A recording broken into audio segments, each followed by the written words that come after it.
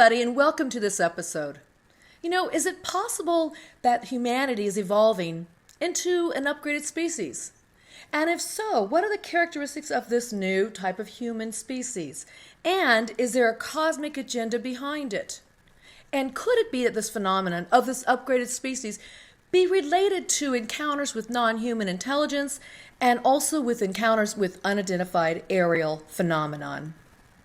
Welcome to Creative Visions TV. I'm your host, Karen Dahlman, and today our guest is going to answer those questions and delve into so much more. I'm super excited for this guest, and she comes to us from far, far away, across the world, across the globe, to that beautiful continent of Australia. She resides in Queensland, although she's originally from the UK. In her past, in her career, she was a registered nurse, a midwife, a health educator, and a counselor. But currently, she's a licensed counselor and hypnotherapist in private practice. And her clientele exists of people that are experiencing abduction and contact experiences. She founded a network called the ACERN, which is the Australian Close Encounters Resource Network, which really helps these people. You know, when you have such of an extraordinary experience, it could be scary. You don't know what to do with it. You have nobody to talk to about it. And you might even feel like you're going crazy. So this network offers help to these people, assistance, counseling, hypnotherapy, and information. It allows them to have their voices be heard. Now, she's worked with globally, with over 3,000 cases with this type of phenomenon and experiences. She's an international speaker. She's widely accepted as probably one of the top researchers in Australia on the UFO phenomenon. She's written a couple of books, beautiful books, by the way. One is more about this new human awakening, and the other one is more about the transformation that happens with extraterrestrial encounters. And we're going to get into that through the conversation we'll have with her. She's also done many documentaries, award-winning documentaries, films. She's in media all over the place, and I'm sure many of you have heard of her, but if you haven't, you're in for a real treat. She's also a co-founder of the late Edgar Mitchell's foundation known as FREE, which stands for the Foundation for Research into Extraterrestrial and Extraordinary Experiences. This foundation focuses on consciousness and its link to non-human intelligence. Now, they recently did a huge, comprehensive research project, a survey basically, globally, with thousands of participants to explore the UFO phenomenon and also the non-human intelligence equation. So we have lots to cover, as you guys can tell. So I'm super excited, but without further ado, let us welcome our guest, Mary Rodwell. Welcome, Mary. Welcome to the show. Hi, Karen. It's a pleasure. Well, it's great to have you. And I must tell the audience, Mary, I met Mary at Contact in the Desert. I sat in on her presentation. It was riveting, exciting, and her work in this area it's awesome. It's just really, really good. And she's a great presenter. So I went up to her afterwards and I met her real quickly, briefly had a conversation, and I knew I had to bring her to you guys here because you're going to love her as much as I do. So, Mary, let's jump right in. Let's talk about this new human and what you're finding out about this upgraded species.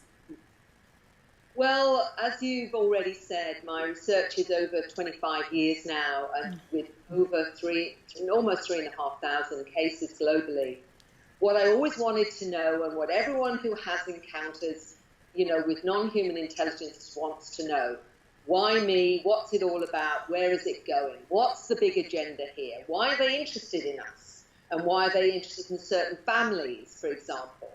And obviously that's been something that I've been very keen to try and explore, to get a sense of it, because, it's when you've got so many people having the same experience, lots of them with the same patterns of feeling about their experiences, often really scared, feeling very alone.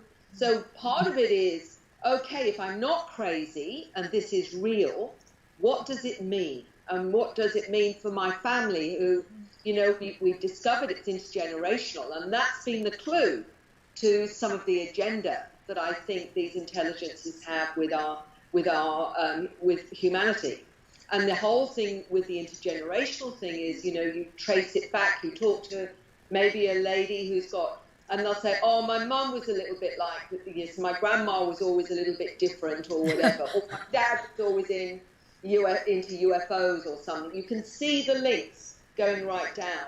But the thing that became very apparent to me when so many were having experiences was it appeared to be that there was an upgrade going on of humanity through this intergenerational link. So each generation was that little bit more aware, a little bit more conscious of what was going on, till we got the new children coming in, the new generations that metaphysically have been seen as different, like the indigos, crystal children, children of light, golden children, lots of names given metaphysically for these different frequencies of children coming in. What I was seeing, translating that into mainstream language, was many of them were what are being called ADHD, Asperger's, dyslexic, some forms of autism. And I was interested why these people that have these experiences start to have children that appeared to be dysfunctional, unless they weren't dysfunctional, that they were actually exhibiting something very different to our society. They were wired differently, they were made differently for a reason, and what is that reason? And that's why I wrote The New Human, because what I discovered was that because they're harder to program, that's the link. Because a lot of the reason we are struggling as a species is because we're denied our non-physical reality. We're denied that multidimensional side of us, our intuition, our clairvoyance, our clairaudience, sensing, feeling, all those things that come from the non-physical senses. And we're denied them often through the heavy programming of this 3D world, whereas these new ones can't be programmed so easily, therefore they're more likely to retain this upgrade, this knowing, and this awareness. So for me, it's not a dysfunction. What I've looked at is the evidence that there, in fact, are becoming and are a new upgraded species of human. Now, you're not saying that all people that have autism or high function autism and Asperger's are necessarily being tampered with in terms of this, extraterrestrial or other kinds of consciousness. You're not saying that at all, right? No, I'm saying some forms of autism. Okay. And Asperger's is one of them, for example, is one of those. But there are some forms that I think have happened for other reasons rather than an upgrade. So there is, to be very clear here, it's certain forms of autism. And what we're seeing with them, and Asperger's is one of them, is that they're very intelligent, very clever, but their social skills sometimes are not the same. But we have to understand what they mean by social skills. And Asperger's told me very clearly that between themselves they have no problem interacting, but they do have problems with what they call the masks, the way that we're socialized, because it's not real, it's not honest, it's not true. And so they don't have time for that because they're coming from a different truth and a different awareness. But we see it as being socially awkward. What the Asperger says is you're not being honest, because a lot of our social interaction isn't honest, is it? We put on face, we pretend, and they can't be bothered with that because hasn't an authenticity. So when you look at it like that, they're absolutely spot on. That's very interesting. So are you thinking that because of this upgraded stuff going on with this human Homo sapiens species, that they're coming into the womb with this, right? They're coming in, but are you also saying they're being engineered through abductions as well? They're being engineered to be, not only their physical bodies are different, that's why some of them are highly sensitive on lots of levels, but they're also engineered so they're not so easily programmed, because the big issue on this planet is we're programmed out of, as a 9-year-old told me from Sweden, when you go to school, you are programmed out of your light. And then the teachers just press the keys. And That's profound. That is so profound. I mean, we keep coming. We keep thinking we have to fit in. I mean, we talk about this in the show. The truth is, we came here to be unique. yes. And they're exhibiting their uniqueness. And you're right. They have high functioning autism is Asperger's, where they have these abilities to be so profound, maybe in one area or a couple of areas. And I know you're doing a lot of work with the children who have these light language, star languages, and their drawings are incredible. You want to speak about that a little bit, what you're seeing?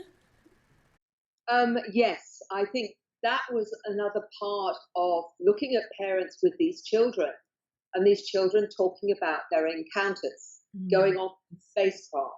One little 8-year-old telling me that she was very excited to tell me a few days prior that she'd been taken to a planet.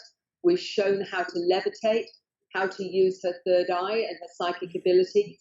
She was also shown by the beings how they did genetic engineering, and said that they told her that they do this for many planets, not just planet Earth, that they're seeding other planets. So all this to do with the genetic engineering is why so many go on board craft and have genetic material taken, because that's a constant process with these intelligences. They're forever looking for different mixes, for different qualities, and that's why we've got different qualities of new human, because some of them are going to be healers and empaths. You've got the indigo that challenges the system, because rebels, they're here to break down the old constructs and make it different. You've got others that are coming in with just the frequency of love and what have you. So when they say they've got these different auras or energies, it's just different programs. They've come in. There are some that have come in to help with the planet and the pollution. One little 10-year-old from Australia told me, this was only about 6 weeks ago, this young man told me it was his first incarnation on this planet, and he was coming as a center seed, and that meant that he was connecting with the center of the planet, and he was going to deal with world pollution. Part of his work was pollution, but he picked a mother who'd been to this planet many times so she could help him to understand how to be human. But he was seeing interdimensionally, quite consciously. These are the upgrades we're talking about. What they can do and what they're aware of is incredible. And Now, how are the parents handling this when they hear these stories from their children? Are they really accepting it right away, or are they just kind of questioning it? Is my child have a great imagination? It's all of that, depending on the parent they've chosen, because they tell me that as well. One little boy was saying he was a will-o'-the-wisp. He chose his life story, and then he found himself in his mum's tummy. He was aware of that. So they know that why they've picked certain parents. Some of the parents are very aware and are able to understand because they've had experiences.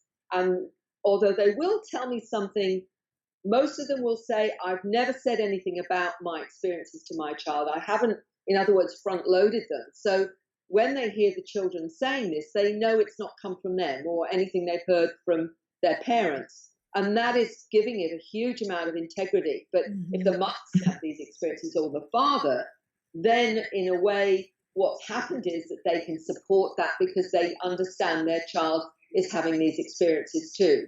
But I'll get other parents saying, I know they're having experience. What can I do to support them? How can I help them? Because I know this is going on for them and whatever. And then I get educators and clinical psychologists that I think, have had experiences saying, we're seeing the kids in school, or we're seeing things in our practice. We're working with, the 3D model. How can we help these kids? Because I'm seeing them because they are tapping into them because they're starseeds themselves. And they've gone into psychology or they've gone into education, not realizing that part of the reason they have probably is because they've come to help these new children. But we're still trapped in the 3D matrix. That is the problem. And so until we can have a new way of looking at and understanding ourselves from this perspective, there's always going to be this huge rift between 3D and multidimensionality. And that's why I wrote the book, The New Human, because for those that are already there, this is about validating it, because so many get confused because of being told it's not real, you can't trust it, someone's hallucinating, you're hallucinating, Yeah. something with you. And this is powerful programming. And if you've got someone to talk to, then part of you thinks, well, am I crazy after all? Is it just me? And so if you can read material that validates your story because you know it's coming from hundreds, thousands, potentially millions of people, Jeez. then all of a sudden, I can handle this now because I know it's not just me.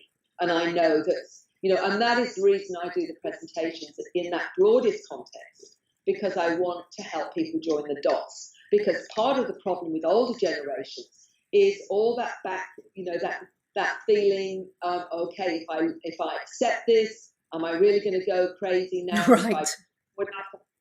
So I get so many intuitives come to me. Some of them, do it as a profession. They're very talented. They're very aware, but they'll still say to me, Mary, I just don't always trust it, or I don't have confidence because, I often wonder. And so we've been left with this package of 3D programming that really confuses so many people with their experiences. Absolutely. And it's often marginalized when you talk about these things.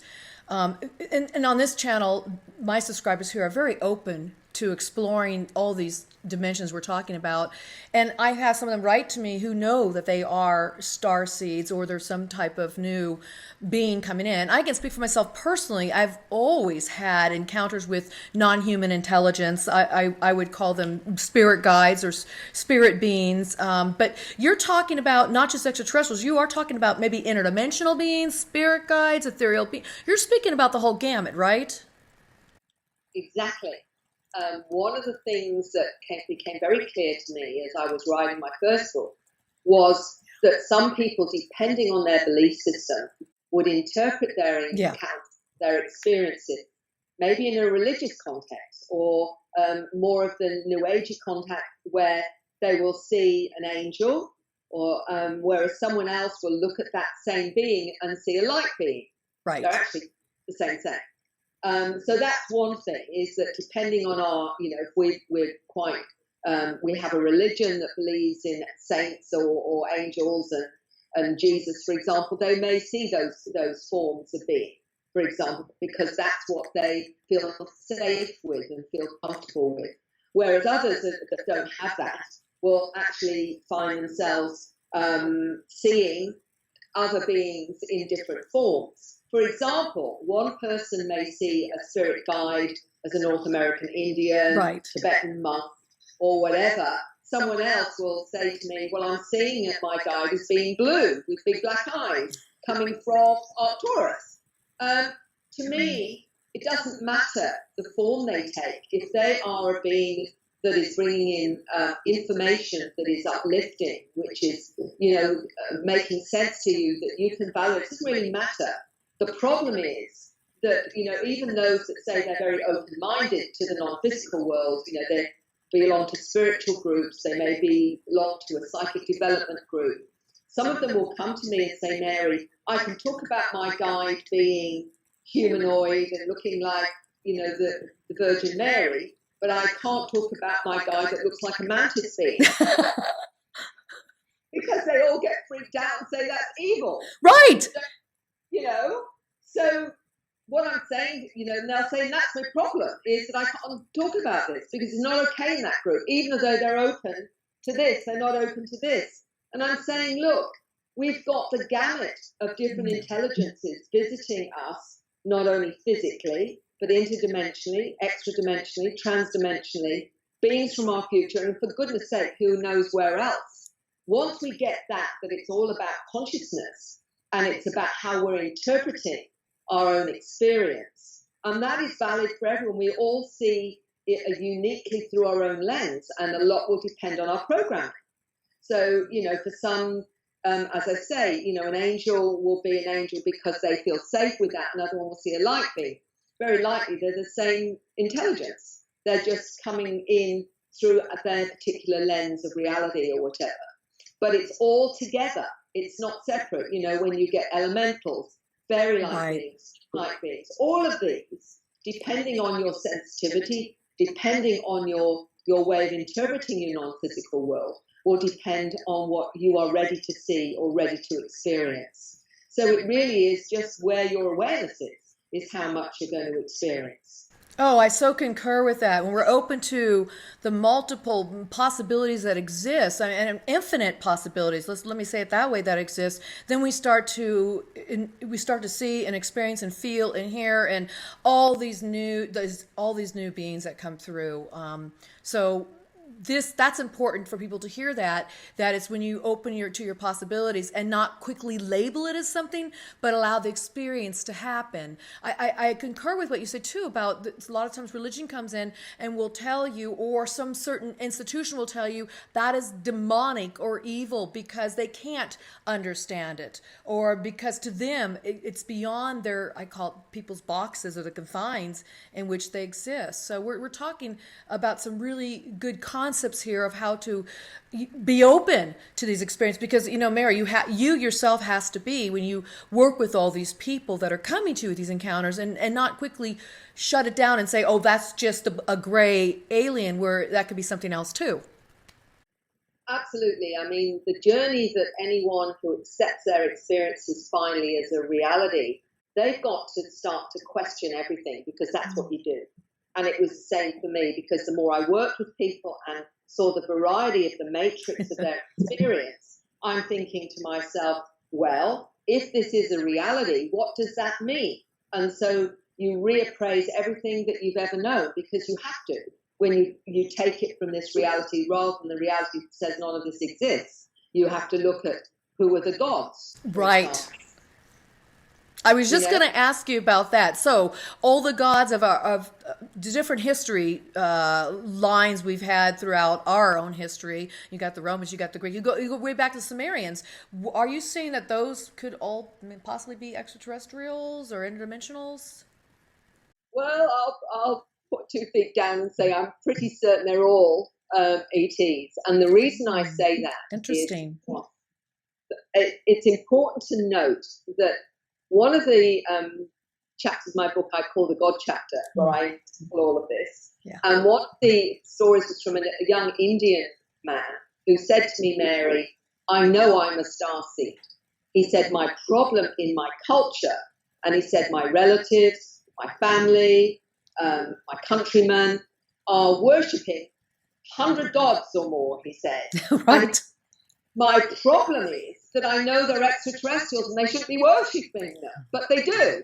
How do I say you shouldn't be worshipping them? The bottom line is, let's look at this through a modern lens rather than a medieval lens or a primitive lens. If we went back in time a couple of 100 years with our technology, we would have been seen as gods. It would be magic. Right. It would be magic. And, when you look at what some of the gods did, they weren't very nice. No, they weren't. And the stories, they weren't nice at all. They were pretty horrible. I don't call that loving, when they wanted sacrifices and they wanted all these different things. What does that tell you about the gods? And we know now that many of those forms are out there that are visiting this planet. Many of the forms that were seen as gods, Ganesha, actually, example, elephant form. Yeah. People have seen that in their encounters. They've seen elephant-type beings. We've got a whole range of different beings people have seen, but they were seen as gods simply because of the lack of understanding of primitive peoples and what have you. So let's get with the program here and look at it through a modern perspective. And really, now we know they're not gods. They had better technology. Some of these beings are way beyond us, 2,000-3,000 years ahead, some maybe even millions of years ahead, with awareness and understanding and technology of physics, etc., that we don't have. But it doesn't make them gods. Right. But what do you say to people who would say, well, that's the Antichrist coming in, and the aliens, they're just, they're demonic. And I have to bring this up because, I get those questions a lot when I do my own communication with my non-human intelligence that I work with. So they say, well, how do you know? And how do you know this is not evil and bad? So what do you say to people on that level? Well, this is where I can bring in some of the free research that we've done. Great. Let's get into that because I really want us to talk about what came up from that comprehensive study you guys did.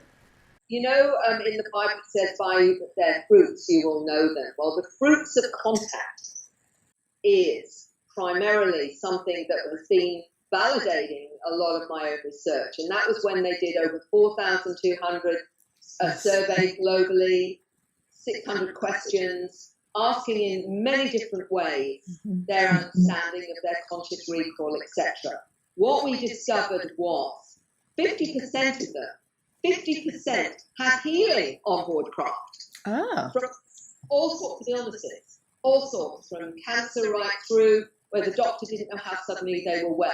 There's been books written on that. Preston Dennett's written UFO Healings some years ago. He's upgraded that now. And in the book Beyond UFOs, there's a whole chapter on the healings that people have experienced on board craft. When I take somebody on board craft and they're seeing procedures done, their immediate thought is, what are they doing to me? Well, we find out many times they're doing a healing procedure. They may do a medical exam, but they're doing a healing procedure. So 50% have healing on board craft.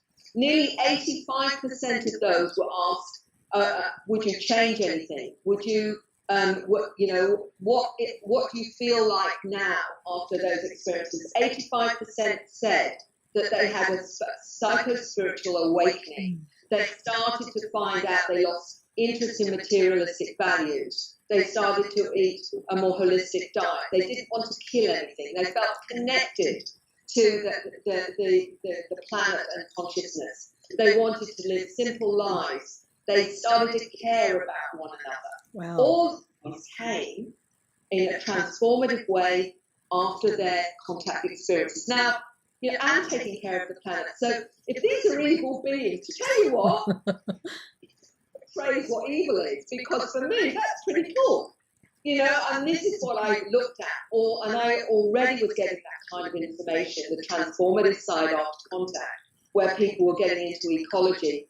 Many of those that are involved in environmental issues and what have you may or may not realize the reason for that is because of their own encounters. Because on board craft, I've taken people in hypnosis on board craft, and they've been shown, look what you're doing to the planet. You can't do this anymore. You've got to stop this. You've got to stop all the things that you're doing. And then they find themselves absolutely obsessed with trying to do to the planet and taking care of it. Wow. So all of this came back to you from this study. And I think you had 2 phases to the research. Is that right? Yeah, well, there's 3. Oh, 3 phases, excuse me. To go into all the psychic stuff and the paranormal. We kept it very grounded with the first 2. That's what I thought. We into the psychic, because there is going to be another couple of books, one on the science behind it, the science of how we can interpret our non-physical world, as Dr. Rudy Shield, who's an astrophysicist, talks about the quantum reality, how we live in a quantum universe or the quantum hologram. There's many different names for it. And what we're discovering is that even our DNA has a quality that accesses the quantum universe. And the research has come from Russia, where they've noticed this ability of DNA that creates miniature wormholes into the matrix. And that's how we get to access intuition, clairvoyance, clairaudience, all those so-called miracles that Dr. Rudy Shield talks about. Is that's how it happens. We tap into consciousness through our non-physical awareness, and it's actually it's part of our DNA. That's amazing. But now we have the dark DNA, which we call junk DNA, and that comprises of most of our DNA. We don't know what it is. Are you talking about accessing some of that? As well, the property of DNA is we can access that part of our reality. But the other thing, my background, as you know, is nurse and midwifery. I looked at the DNA as the key because we found out from whistleblower geneticists that we've been engineered. They've seen where we've been spliced in the DNA. Wow. And we're being put together again. And they say, you can't talk about it because you'll be hung out to dry, because there's this huge truth embargo on this planet where you're not told the truth. But when you've got Neanderthal, Cro-Magnon man, then you've got this missing link.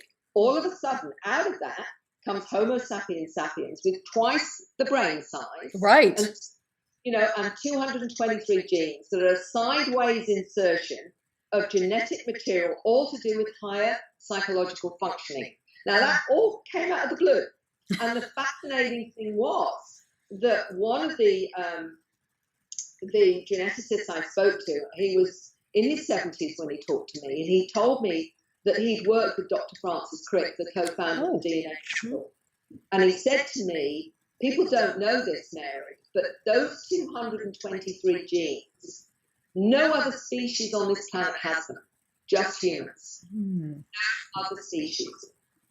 It doesn't take a genius to work out that something's going on here. Yeah, something definitely is going on when you have this missing piece, and all of a sudden we're high functioning.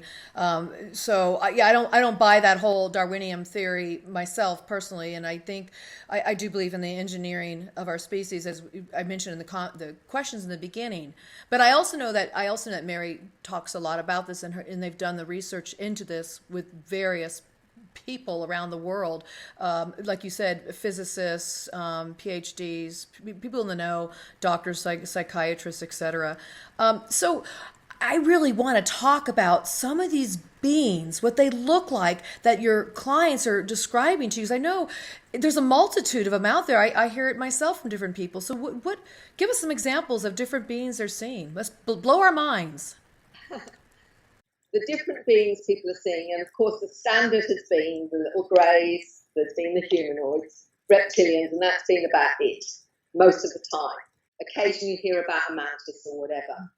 What I'm hearing is a matrix of intelligence, many different kinds of humanoids. I was told by one lady that she knew of at least 165 species of grey, for example. Wow. The greys. Then we've got crystalline beings, line and feline beings, mantid beings, energy beings, light beings. But we also have to know that with all of that, there's many like Ganasha, which is an elephant-like being. There are many forms of being that are like some of what we call the animals, but are actually a high functioning and not an animal. So I did wonder whether they put some of them as animals to get us used to different forms, which would be dog-like beings, bird-like beings, plant-like beings as well. So whatever you can imagine, and probably beyond what you could imagine, is what's visiting in different forms. But we also have to know that for some that are interdimensional particularly, they may show you a form that is comfortable for you, that may not be fully their form. As I talked to one lady a couple of days ago, she said she was seeing, she thought she was always seeing a humanoid, but eventually the being let her see their true form, and it was actually one of these blue beings with the big black eyes. So in other words, when you get ready to be more open and less frightened, they'll see you in their true form. So that can change. So they do that because they're dealing with our psyche, they're dealing with where our awareness is, what we're ready for, so they don't particularly want us to completely lose the plot.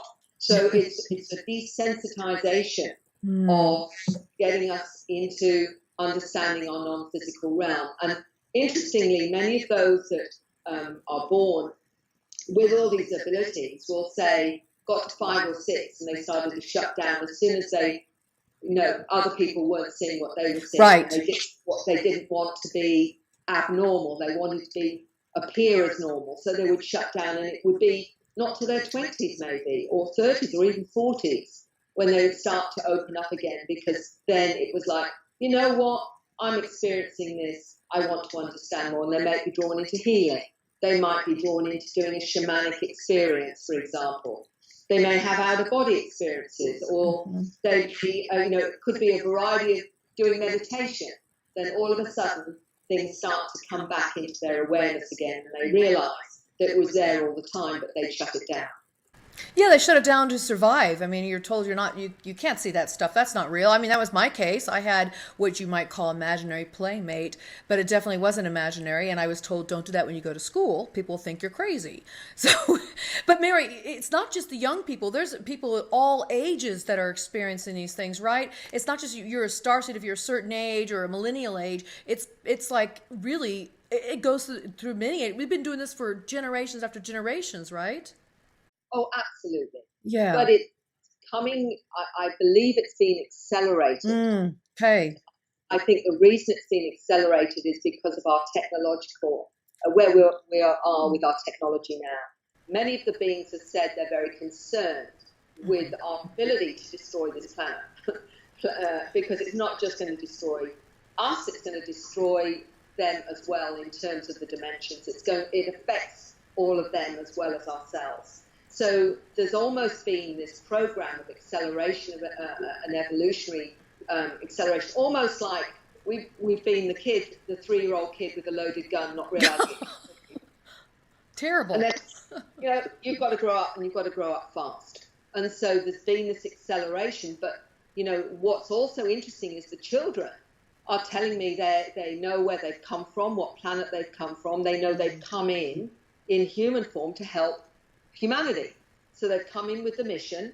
And this has been, accelerated now. Yes, certainly it's been happening all through history. We've had many, like Tesla, were starseeds. Yes.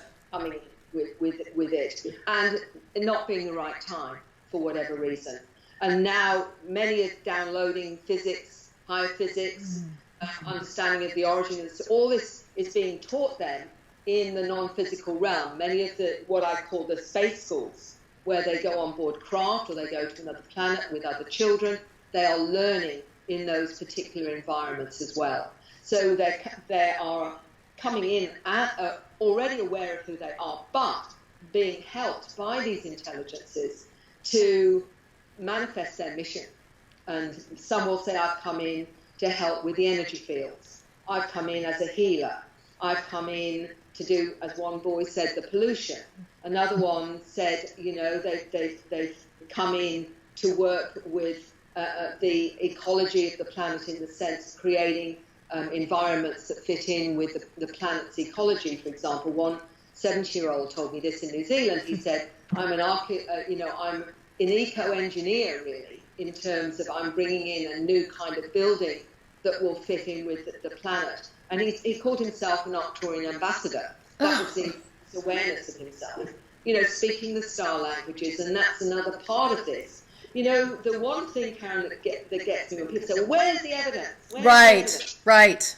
Oh, gee. And I'm saying, look, first of all, you need to know that we've discovered that only 25% of this is physical. 75% done out of body. So, because we go out of body every night, every one of us does. That's what we do. So that's the first thing. The other thing is, when people say to me, where's the evidence? And I'll say, look at what people do after this experience as your evidence. Because you don't do this after a hallucination or a fantasy. You don't suddenly start to change your whole lifestyle, how you eat, how you think about people, what you want to do for the planet, the sense of mission. That's a start. Then many creatives start to create new kinds of artwork, and I'm doing a whole presentation on that, where this artwork manifests after contact. And some of them are not artists. They've never picked up a paintbrush before. Amazing. And they're suddenly doing these strange images or whatever. Others are drawing the beings. Others are doing codes or symbols, suddenly finding themselves writing strange symbols, or finding themselves articulating what we call the light languages or star languages. Out of the blue, this starts to happen. This is manifesting not just the odd person here and there. No. I have hundreds of emails from people saying, I'm doing this writing, Mary, and these symbols. Have you seen it before? Or they'll say, I've suddenly found myself coming out with this language. I don't know, but it feels really good. I don't know where it's coming from. Or they may even know what they're saying and say, they'll actually translate it for me. Some of them can, some of them can't. Some of it I don't think is translatable. These are all the things. They're bringing in music that's being downloaded to them, or they're being downloaded with physics. I've got a 16-year-old in Spain that gets this higher physics being downloaded. Wow. Straight down and from her classes on board the spacecraft. So, this is not something that manifests because you've had a fantasy or you've had a hallucination. This is life-transforming changes with all these ways of manifesting this experience. In fact, In my latest presentation I'm doing for Brazil, I've got a whole presentation on the artwork and the scripts and the language and the music. And one of them recently is a lovely gentleman. He's a hypnotherapist. He works with Life Between Lives. And he said, Mary, we spent time at UFO MegaCon together, and he said, it's either that or it's your book. I suddenly found myself getting up in the middle of the night doing this painting. I've never touched a paintbrush in my life before, by the way. And he said, now I'm starting to do this, and as long as I get out of the way, it just comes in. And he said, and everything, and a lot of these new ones are coming after I read The New Human. He said, because of the frequencies, it would send me off somewhere. So sometimes it's that that's triggered somebody else. It might be reading a book on this kind of thing. It may be listening to the music. It may be seeing some artwork. As one young artist told me, that when people look at his artwork, their perception is changed, because he's I come from another dimension.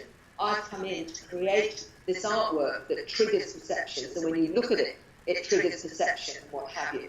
And this is what credible people are finding. This is not just your odd one here and there that you could say, oh, well, they're off with the fairies. No, these are people that are coming from very grounded places that are suddenly finding themselves activated.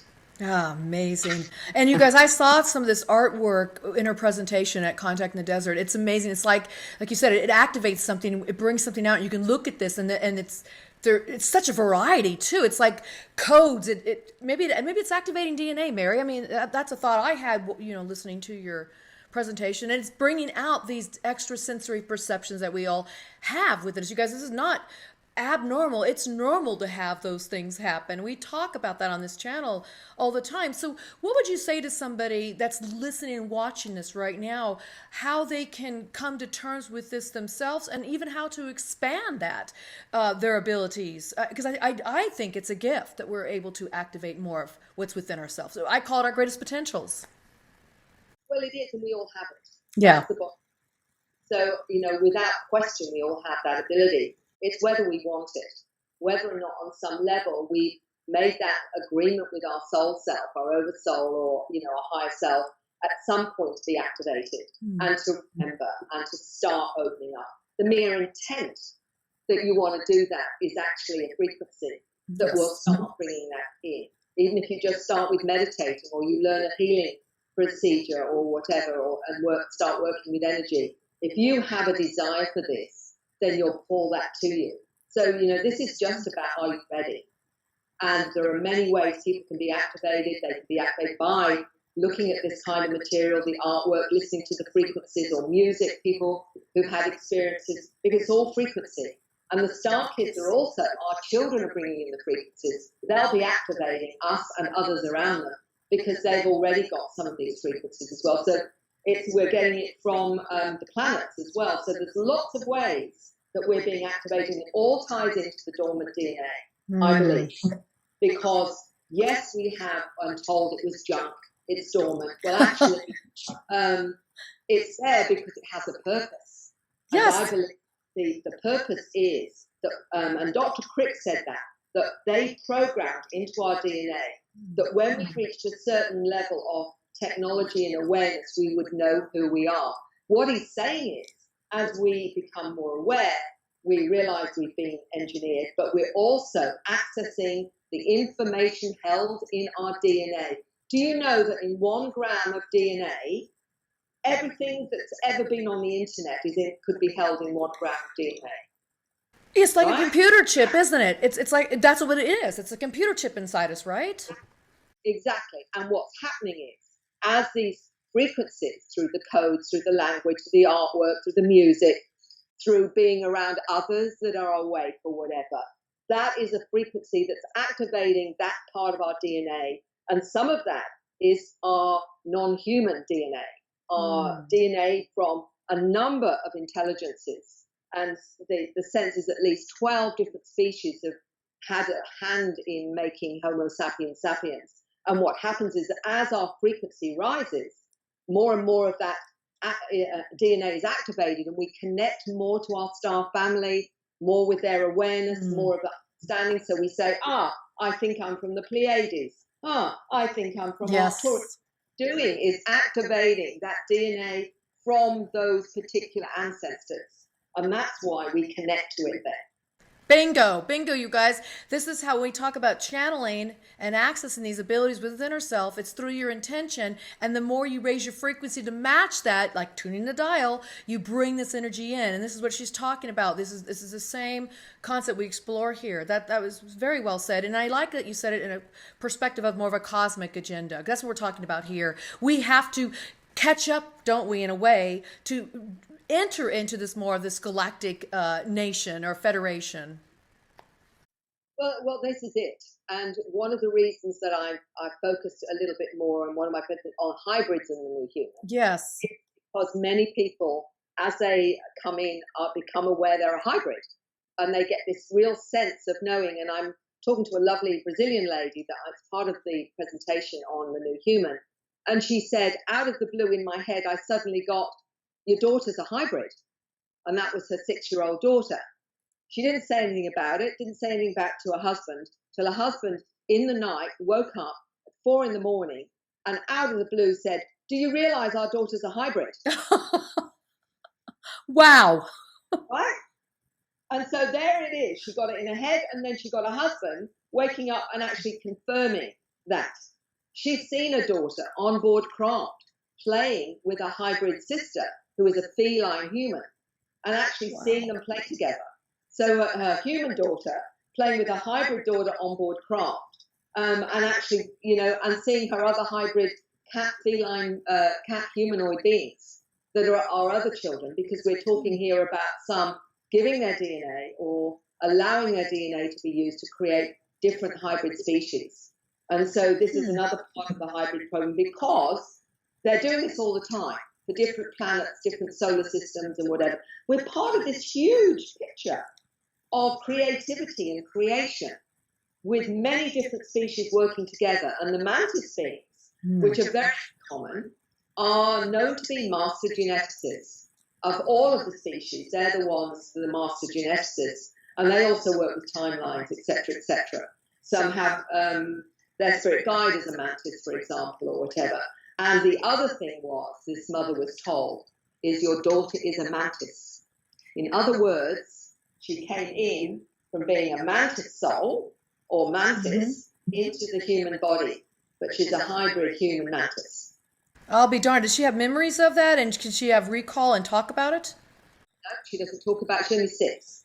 Oh, she's pretty young about that. So when you're talking about these people coming in and being hybrids, are you saying that the woman is getting inseminated in her womb and giving birth, or are you saying before they come in, they're already a hybrid, before they come into the body? Some are inseminated, and there's been women that have gone to the doctor, and the doctor said, how many pregnancies have you had? And they've not had any pregnancies, but their eggs have been taken.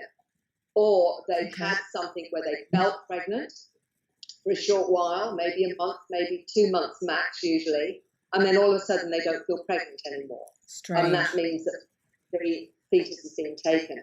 But some, and this hybrid Marina that I took back in Spain, she said she was told about her mother just as she's conceived, they took her mother and they altered the egg with more DNA. Okay. So she's got more of ET DNA in her than human.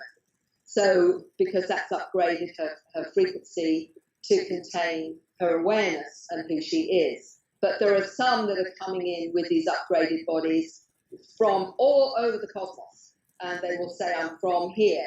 As one 10-year-old told me, I've come through a portal in the sun. So from another dimension. This is a 10-year-old quite comfortable with the fact that that's where his origin is. Another one said, I'm from Orion. I'm a light physicist, and I worked on time travel technology. And he's fully aware of his origins. And so many of the kids are coming in. They know where they're from. They know what their mission is. And they know why they've picked a certain family and what they've come here to do. So this is the kind of awareness that we're talking about with the new upgrades. But there are many going back. And one of the things that was very profound was when I was in Norway, and I was speaking at a conference there, and it's very blocked in Norway, this kind of thing. You just don't talk about it at all. And I met, but I still gave my presentation, which I thought was going to rattle a few cages. I bet so. But anyway, this wasn't the nuts and bolts, kind of stuff either.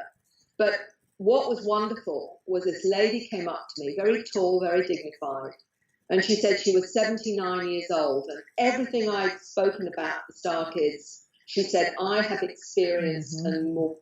And she said, I used to call the sheep in with my mind because I'm married to a farmer.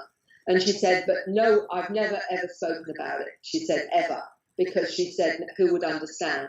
And so at 79, she finally got validation through my presentation that this is what's going on. And it meant so much to her because she felt so isolated all her life. There are many in their 70s and 80s that are these Starseeds, but have had to keep it undercover because it's just not something that was safe to talk about. Because we know what happened to many, and it's still happening today. Oh, yeah. Medicated, stuck in hospital. Right.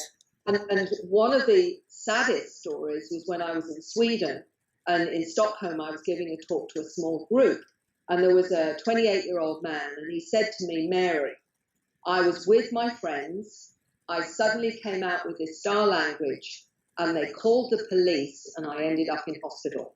My goodness. It's crazy. You guys know what the star language is. You've probably seen it on some of the YouTube videos, and I know she, in her presentation, she shares it. Actually, you get to hear it, what it looks like, and also sometimes they sign with their hands when they do it too. That to me is very fascinating, but I cannot believe it. So he just automatically went into this language, and they all thought he was cuckoo. Yeah, that's exactly right. But then they just keep on crazy and whatever. So you've got, this is what we've got on this planet. We've got certain countries and certain mindsets that will not allow you to even be intuitive, to even, pick it up information, even though it's become more acceptable in some Western countries. Right. In different parts of different countries, you can be clairvoyant, you can go to a psychic. It's still considered a little bit woo-woo, but whatever. Right. But when I was in Brazil earlier this year, what was interesting there is I found a great deal of openness there to all of this, and also in Mexico. Oh. OVNIs, not a problem. We see them, no big deal, or whatever. So it depends on where you live, depends on whether or not this is acceptable or not. But the problem is, for so many, that it isolates them, and they start to really question what's going on. And yet, what we're really not being accessing is everything that makes sense in this, to really help us make sense of everything in our 3D world. We need to access our multidimensional self. Otherwise, nothing makes sense. And we wonder why people are depressed. Yeah. We wonder why people commit suicide. We wonder why people don't want to live and be on this planet. Why? Because it doesn't make any sense if you're only in this 3D reality where everything that has meaning and feeds the soul and feeds the understanding is non-physical. It's multidimensional. Yeah. Yeah, we're missing that aspect of it, and that's why I always say I think it's really cool that we're seeing a lot more ghost hunting shows and talk about the paranormal and supernatural and metaphysical, because it's saying that it's a little more acceptable now to talk about it. And I had to hide it, and I'm in my 50s, but I had to hide it for many, many years, being a psychotherapist myself and having a license. And I knew that if I talk about these things, I could be reported. that was a real fear. And if you think about it, ingrained and encoded within our own psyche is this whole thing about the witch trials and witch hunts that we had going on across Europe and the United States, and that you'd be stoned to death and killed if you start talking about these things. You were considered evil and bad. So I think that's still in our consciousness, Mary, and I think that's hard to shake. But I do believe that if we get enough people that are activating this stuff within ourselves, so it's kind of like the law of critical mass, where eventually we will tip that scale over where the rest of humanity will open up. What do you think about that concept, Mary? Oh, I really believe that's the way that it's actually working. And one of the colleagues that I have that I value as a really good friend is Dr. Lena Olson. She's a molecular biologist, and she's also an experiencer. She's also a letter person, Yeah. which is the name she gives to these new children, the ADHDs and what have you. And she said she believes that we're separating out into two frequencies, the low frequency people and the high frequency people. The low frequency people are going to decide to stay in 3D and will continue to stay in 3D. And the high frequency have decided that they're going to another level of awareness. And this is what she sees as happening. What I'm also seeing happen, and this is something that I think is all about your soul journey, that what you decided you want to do on this particular life adventure is, are you going to be one of those that goes to that other level of awareness or whatever? So if you do, then it's encoded in who you are. It's encoded in the soul mandate or your DNA. And some people come to me and say, Mary, I know I've got a mission. I don't know what it is yet. Right. Can you help me find what it is? And I'm going, well, you're already doing it. And the bottom line is that, and I say to them, I make a joke about it, and I say, your soul isn't going to let you miss the bus. The point is that one way or another, it's going to get you, even if it has to put you back against the wall before you get it, you will pick up when you're meant to, when it's right for you and when you're ready. So it's a matter of trusting that, and trusting that soul self that will guide you to whatever it is that's going to help you on your journey. Yes, what you may be doing when everyone gets more activated, and I do believe it's a bit like the 100th monkey. Yeah. When enough people get it, then it's just accepted. It will just be, yeah, of course, that's how it is. And I think we're very close to that. I feel like we're probably straddling the two realities at the moment, but I feel that they're going to come together. And the mere fact that we can talk like we're doing now, without any concern about, what may happen around that, is telling us something. That the fact that more and more people, as you say, are watching programs on the paranormal, the supernormal. I don't call it paranormal, I call it the real normal. The real normal, yes. When they say you're the weird ones, no, the ones that aren't there with this are the weird ones, because we're the normal ones. Because we finally owned who we are. Yeah. And that's the one thing that I ask people to do. Fear is what traps you in the box. If you can let go of the fear and be all you can be, you're going to be part of that acceleration, because you're going to own who you really are and access the frequencies you need to help others do the same.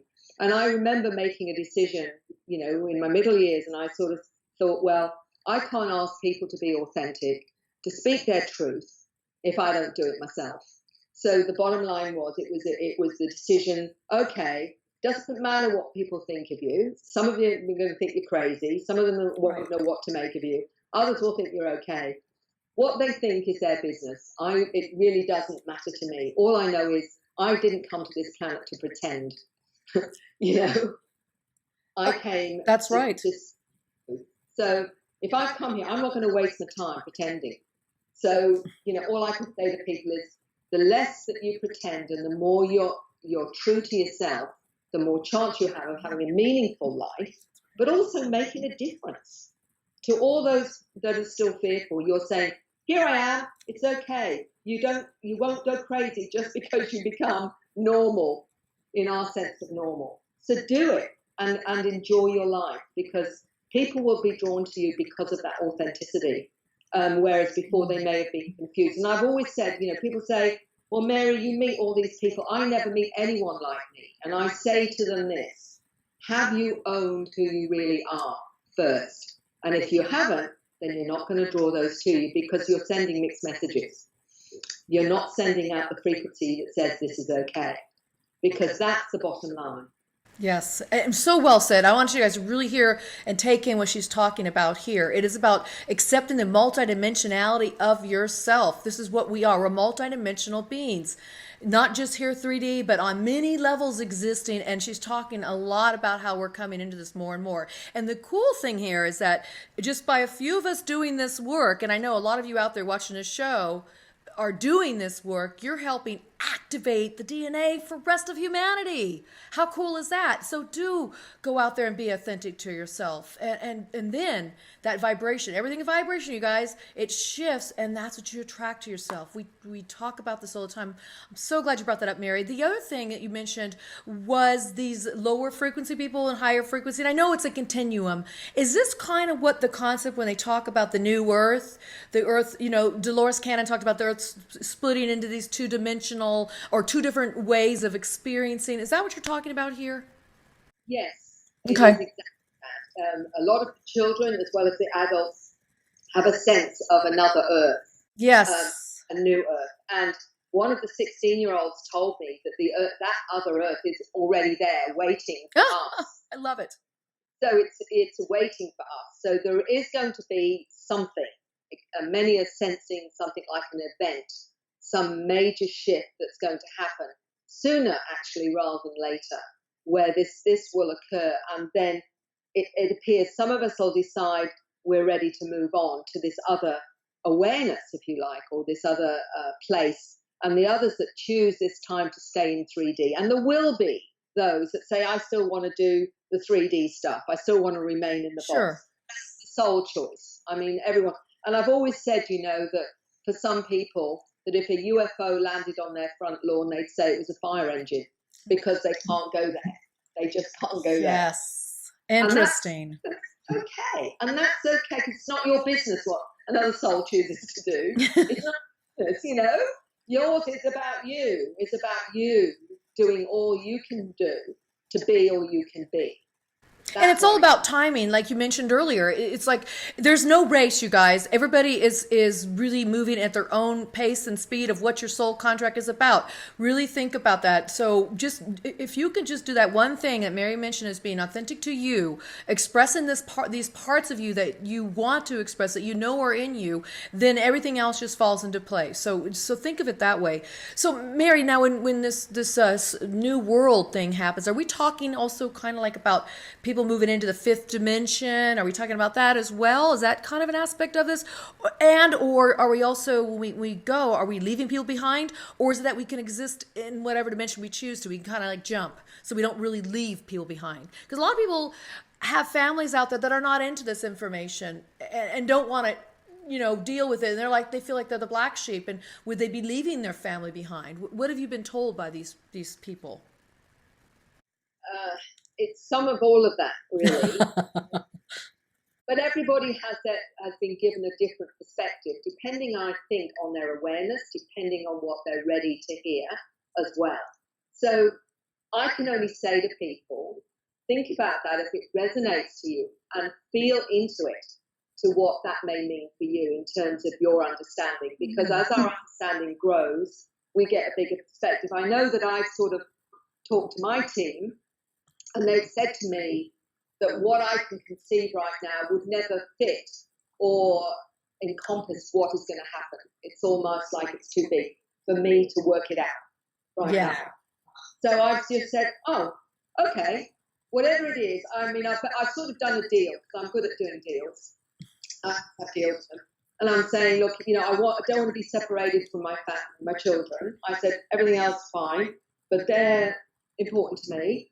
So whatever happens to them, I want to be with my tribe, Yeah. But apart from that, I'm someone that has, for many years, have not been afraid of what that means, whether it means this physical body goes or not, because I know we're eternal. I know we just go on to the next adventures. I'm not fussed about that. But whatever it is, as far as I'm concerned, I've agreed to it. So it's cool, whatever needs to happen. Let's face it, it's exactly a bowl of cherries down here, is it? It's a pretty rough planet to be on. So, whatever it means is whatever it means. And I'm quite happy to enjoy the adventure. Because in a way, when you know the future, or you think you know the future, well, it's taking the fun away, really. It's like reading the end of the book before you've read the process. And I don't want to know the end. No. I want to enjoy the journey, whatever that journey is. As long as it's interesting and not boring. I've told them that. They've got to keep it interesting. Because I'm not good with boredom, If it's interesting, and I'll hang around. So that's the deal. That's the deal. I love it. You know, it's funny you talk about you consult with your beings, as I do too, and I call them the guides. And they've often said, people want to know, well, what's going to happen next? And they said, well, look, if you knew what was going to happen next, what would be the part? What would even be the reason to even explore the process in between? They say the water has to be murky. And it needs to be murky so you don't always know. And that way you can unfold and evolve and grow. And this is part of what she's talking about when we're upgrading our species. It's this whole evolution. We don't have all the answers. And the guides often say, if they told me what was going on with some of these things, they said you wouldn't even have the ability to comprehend it. Your brain is not working on, all cylinders right now. It's not ready to. So it would just it wouldn't make sense to us. So I love that you're getting that same kind of information too. And then that's okay. That's okay. We don't know everything, but my gosh, the journey is sweet. Is it not, Mary? The journey of what we're doing right now is sweet. Well, I think for me, the payoff is that, and I'm so grateful for that, is, as I said, I get to meet some of the most aware people on the planet. Now, what a gift is that? I reckon I've done a good deal with my non-human because pretty cool, because for me, boredom is the worst thing, to just sit around and exist. What is the point of that unless there is something that is meaningful in all of that? And the meaningful thing is that it's this wonderful mystery. And, we're constantly just joining the dots to the next bit of the cosmic plan. And that is exciting. No matter how you choose to understand it, for me, that journey is the interesting thing. I don't want to know the end yet. I'll wait till I get if there is an end, and I'm not even sure there is. Yeah. It just keeps going, this cosmic plan. But in the meantime, just making each day meaningful and enjoying each day and being with it, to me, is why we've come to this planet, And what is so wonderful is there are so many awake people now that you can talk to that get it. And so, you can explore what seems, whether it's another timeline, it's a parallel universe, whether you're talking about going and existing in another reality, which I think we all do. And that's where it's all happening at the same time. How exciting is that, And we're living it. We're living it. We're proof. We're multidimensional beings. So, Mary, we're coming to the end of the show. Is there any final comments you'd like to say to the people that are watching this video right now? I think the only thing that's important in terms of how I look at this world and our experiences, for you, every one of you listening to this, to listen to that inner voice, that inner wisdom that's guiding you, and trust it. And trust when you sense, you feel, you see, all those things in your multidimensional, because that's information that's helping you understand the 3D world, but it's also helping you make sense of who you are. If you can do that, you're pretty well on track. Very well said. So, Mary, where can people find you? What's coming up next for you? And guys, all the links will be below to everything she's speaking about. But where can people mostly find you if they want to reach out to you or follow you? Well, I'm easy to find. I've got a Facebook, but also ACERN.com, my websites. So either of those ways. I've got lots of presentations on YouTube that you can also see. And I am coming to the States again next year to talk at the LA Conscious Living Expo, the Hilton, and also contacting the desert again. So I'm going to at least be doing those. Just let people know. Wonderful. And you guys, Contacting the Desert, check it out. I've been to Conscious Life Expo too. You guys know Marla Martins and I go there often, and we do our little show from there. It's fantastic. I'm glad you're coming back.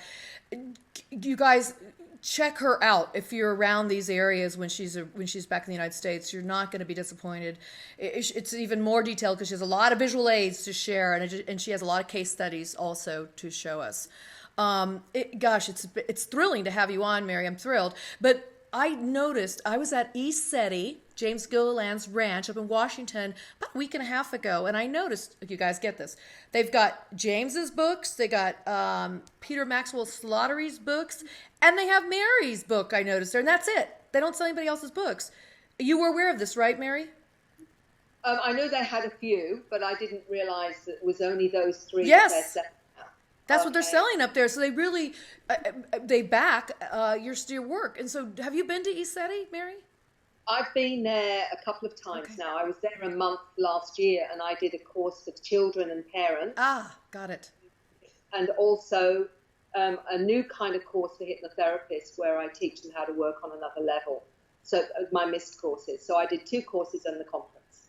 Oh, that's fantastic. Yeah, that's a great place to go too. And I did a video on that. You guys, if you missed it, you can just check that out. That just was released a few weeks earlier.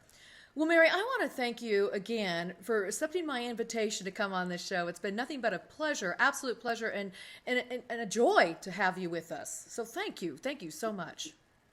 Karen, it's a pleasure to meet you and to get more of a sense of who you are as well. And if it wasn't for people like yourself, then a lot of this information wouldn't go anywhere. So, you know, many blessings for what you do. Thank you so much. So there you have it, you guys. Here's a woman who's really pushing the boundaries of time, space, continuum, talking about our multidimensional self, all these extrasensory perceptions and abilities we have, and letting us know through her work with her clientele that people are coming in that are awakening us into a new species. It's really exciting. So get out there, keep your eyes in the sky, your feet grounded, and enjoy yourself, your authentic self, as Mary reminds us to be. Until next time, this was Creative Visions TV. I'm Karen Dahlman, and I'll see you again real soon. Thank you. Bye-bye.